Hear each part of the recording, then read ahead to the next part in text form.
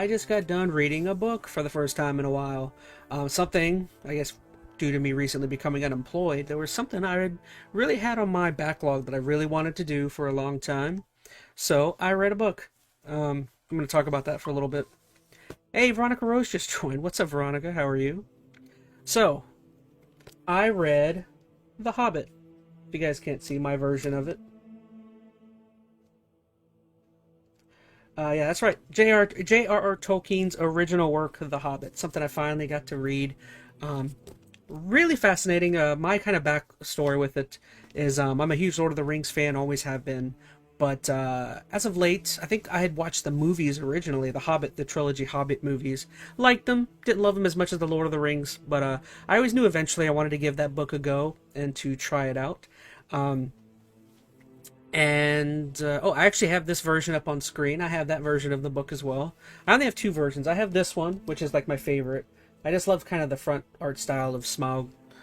Uh, yeah, is it Smaug the Destroyer? No, that's Azog the Defiler. But yeah, I've got that, and I actually have that version that's up on screen. If you see here, I've got my Hobbit, my Pocket Edition. This is a tiny little. It's like the 75th anniversary edition, and it's like a tiny little book. I love both of these. I got my big and my pocket size edition. But yeah, so as someone who loves Lord of the Rings, I watched all the movies, watched The Hobbit. Real quick, thank you to this video, just using some B-roll from Pontus Presents. What did I think of The Hobbit, J.R.R. Tolkien's Hobbit? I personally loved this book. I read it through and through, loved the book. It's definitely weird approaching this story after having read after watching the movies first before reading the book. I definitely feel as though kind of a lot of the complaints people had about the trilogy definitely fit here, in my personal opinion. I definitely think there's a lot of story elements and plots that Peter Jackson expanded into something that they probably didn't need to be expanded upon. I honestly feel like I haven't read the books, but I think the world of it is cool, says Odin. Yeah, I've always loved them. I read the first book, Lord of the Rings, in high school. Or it might have been right after high school. Sometime around high school, I read that one. And then I read part of The Two Towers. Never read fully The Two Towers, and I never read Return of the King. I definitely think that's something I'm going to try and tackle here now that I read The Hobbit. The Hobbit, honestly, this felt like a fairly short book. I think this is fairly shorter than Lord of the Rings.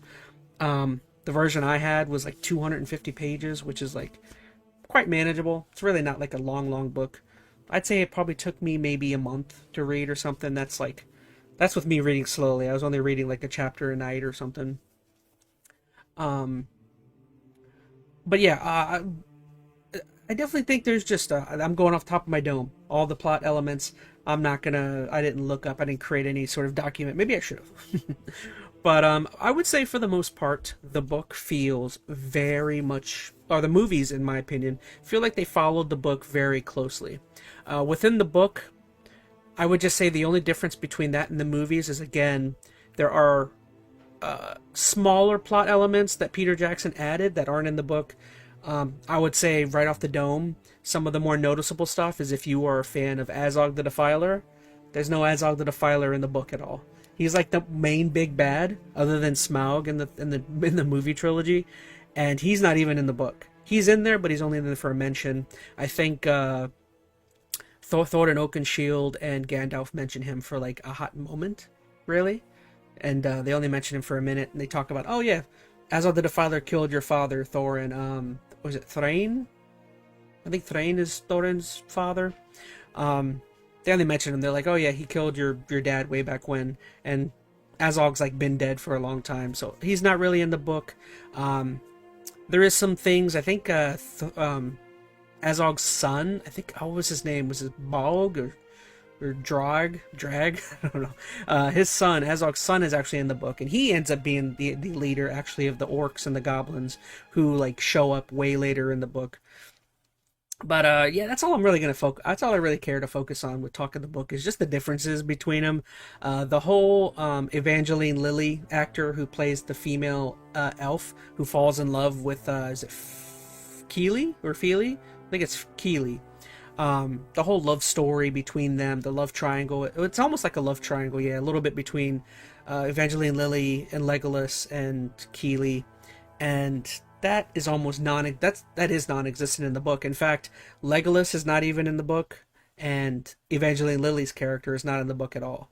Um, I mean, who is in the book is the Elven King, or the king of, or the Woodsman realm, Elf King. He is in there, so he's in there and he plays a big part towards the latter end.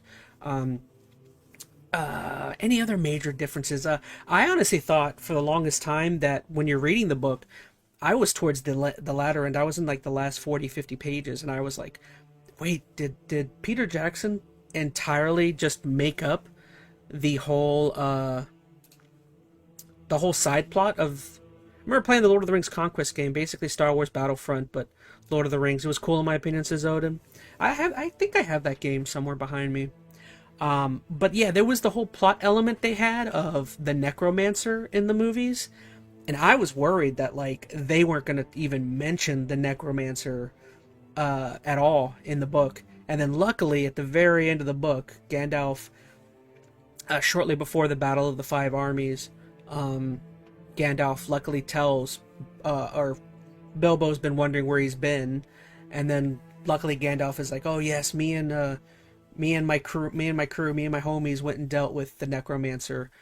He said it's all very like hand wavy, not hand wavy, but it's a very quick mention that he dealt with the necromancer, and then it's a very quick that he doesn't specifically say that it is Sauron, which we all know at this point. The necromancer is Sauron over in is it Dol Guldur, I think is the area. Let me look that up.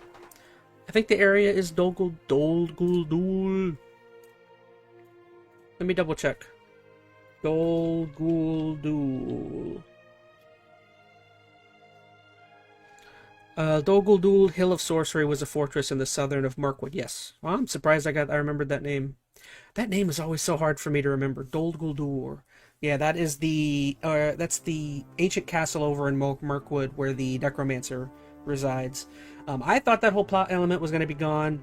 Gandalf does quickly mention it, and Gandalf, he does essentially say it's Sauron without saying the name Sauron. He basically just says, it's he basically just says it's a being that we're going to have to deal with down the line, but we've dealt with it for now. Which basically means, he knows whom that is. Which I guess is good enough for me, I guess they don't specifically need to say Sauron. But yeah, he literally wraps that up in like 2 or 3 sentences. He's just like, we went to Dol Guldur, dealt with this thing, we're going to have to deal with that later, don't worry about that. So, yeah. Which I guess to an extent that is something in the movies I did like. That's one of the only side plot elements I actually liked, was seeing them go to Dol Guldur and dealing with the necromancer and Sauron. Partly because you just get to see Elrond and what's it Saruman show up and all of them deal with him. Same with what's her name? It's the female elf. It starts with a G. Wow, man, dude, it's so hard to remember the name of characters in Lord of the Rings. What's her name? It's I'm thinking of it. Hold on, I'm not looking it up. It's Glendarian? What's live on stream trying to remember names. Galadriel. There we go. I looked it up. All right. Yeah, Galadriel's there, and she's helping him. Like, that's one of the best scenes I would say in the entire like prequel trilogy, or not prequel. What am I talking about? Star Wars and the Hobbit trilogy, whatever.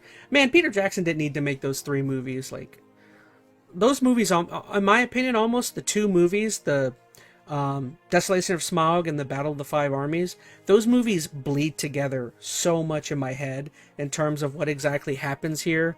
The only one, in my opinion, that was worthy of being what it was the first one, which that would be the Hobbit. What was the first one even called? It was Hobbit: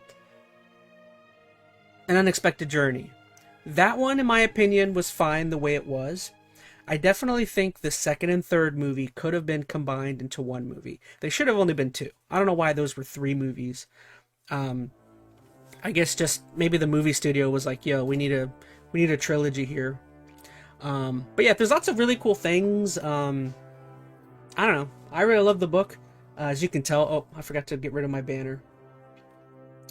Yeah, as you can tell, I really loved it. I mean, I feel like I'm going on, but lots of cool, really things. They did show Bard at the end over in Lake Town. Bard showed up. He played a much smaller role than I thought he'd. Or no, he didn't. I guess he did play his normal role. He does take down. He takes down Smog very quickly. Like once Smog reaches Lake Town, he kills him in like one chapter. In the same fashion, he just like has an ancient bow and one last arrow shoots it, hits the chest plate that's open for a Smaug. Um, so that's all really cool. Um, I'm trying to remember what exactly were there any additions in the book. This is where me coming up with notes would have been helpful. But I think I'm gonna wrap it up. How long I've been going? About 15 minutes. Freaking love the book. Fantastic book. Um, there's so many cool little things that like once again you get kind of amazed at like how much context they can put into a book, considering like how many movies it required for Peter to get across some of his messages.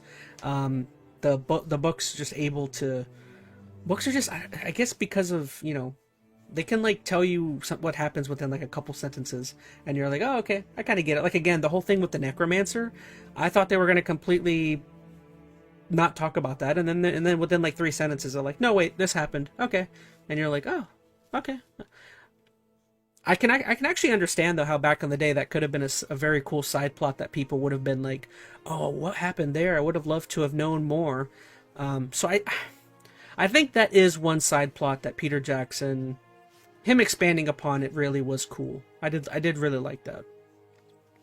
But yeah, really great book. Um, I'm definitely excited because now I'm definitely going to be going into. I think I'm definitely going to reread Lord of the Rings. Um, I'm probably going to go through all of them. I also have the Silmarillion. I just bought that. That'll probably be the last one that I read. Um, but yeah, that's it. That's all I got. That's me. My apologies. I rambled on for a while for The Hobbit. Love the book. I definitely recommend to any of you. If I would actually say if any of you like ever decide to get into the series, definitely start with The Hobbit.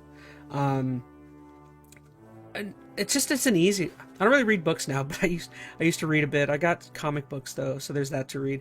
I I used to read a lot. This is one thing I definitely want to get back into. Is like when I was younger, man, I could read. I used to read a lot, like in high school and college. Um, it's something I got away from, and something I'm very much happy to get back into. But yeah, I would definitely say if you ever start the series, start with The Hobbit. It's very short, only like 250 pages.